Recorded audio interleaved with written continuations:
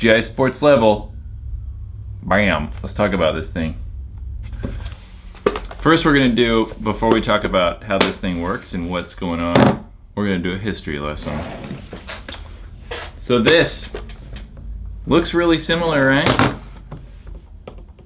The gear. So before the level came out, there was the Machine Gear made by Machine Paintball, those people that make the vapor. Yeah, this thing came out and was absolutely terrible. Everything about it was bad. It uses like super cheap plastics. They used this weird optical sensor, what do they call that? A proximity sensor, so you had to like, it's not press a button, you had to cover that up, cut off the light, and the loader would turn on. It was ridiculous. It took forever, which isn't really normally that bad, but what was really bad is it would turn off in the middle of games, and then you'd go to turn this on, and you had to sit there for like 3 or 4 seconds while people are shooting at you. And then the hopper would turn on. It's kind of lame. You can't just press a button and it turns on. I don't know. It's weird. Yeah, this thing would turn off. It wouldn't feed consistently. It fed slow. The shells were crappy. It was just all around bad. Always liked the design, but it feels like Machine Gear just went to Machine, not Machine Gear, but it feels like Machine made the gear as cheap as absolutely possible. They found the cheapest factory that would make it, and bam, that's what we ended up with. This terrible thing. So, 2.5 years ago that came out, and then now GI remade it. So is it better? What's obvious about this right away is that it uses considerably better plastic than the gear. Feels more durable, I mean everything about it, it just feels way better. So let's get into this thing. So taking the internals out, you push or pull up on that black tab, press this bottom button, this angle's crazy, and pops apart, pops out, kind of like a rotor. It uses that like hook system. Let's try to make that focus on something. So bam, hooks in there like that. Tray pops out real easy, and the tray literally just slides out. Yeah, so there's the internals. So how does this thing work? You can see inside there's that white ring. Might be a little hard to see, but there's that white ring on the inside. So every time this thing wants to load, it will turn. The whole interior turns and then feeds into feed hole, feed port, paint comes out.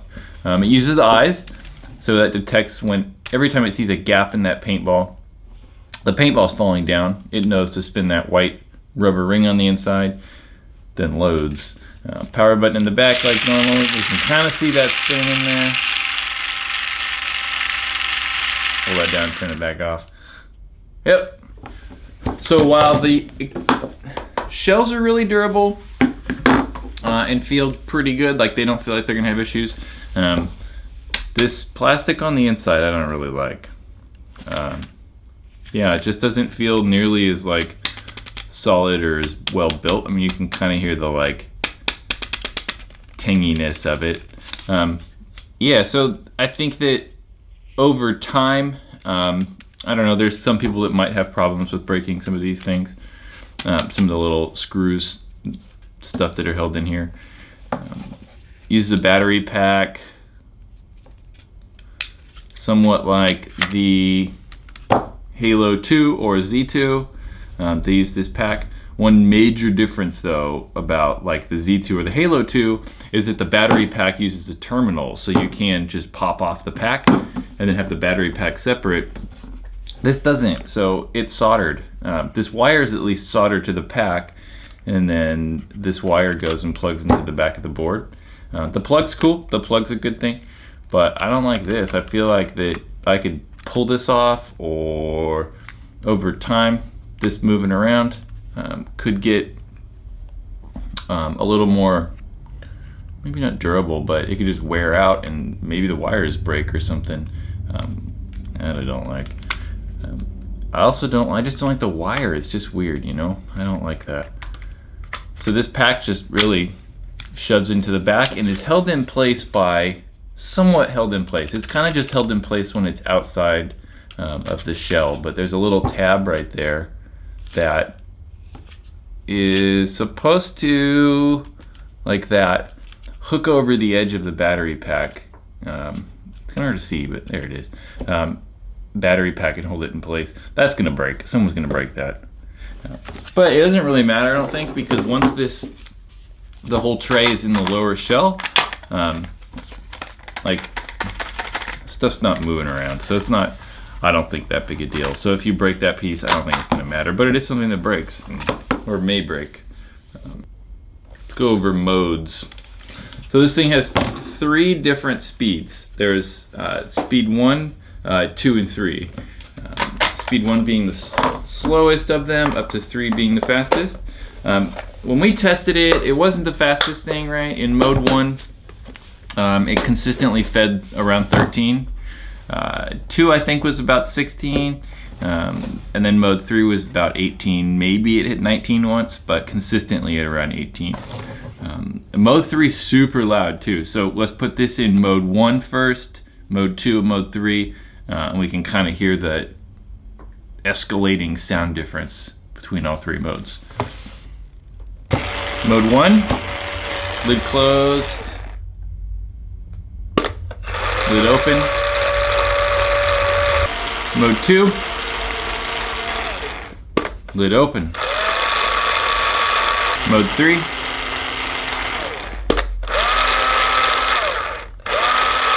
so you can see that mode 3 is loud.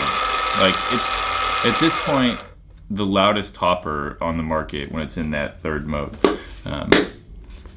I mean, you can hear it. When the gun's shooting, you can hear it. Like, when I'm shooting my GO and using this thing, I can hear it feeding. Which I don't think I can say for any other hopper. I mean, at least I've never noticed. But mode 1's not loud. It's kind of normal. Mode 2 is maybe a little bit louder than a rotor, which we thought was really loud. And then mode 3 is louder than everything else. So if you want to shoot fast and you're using this in mode 3, it's going to be loud. I mean, there's no way around it. So should you buy this thing? Maybe. So the best part about these is the price. They're $155. Come with the speed feed.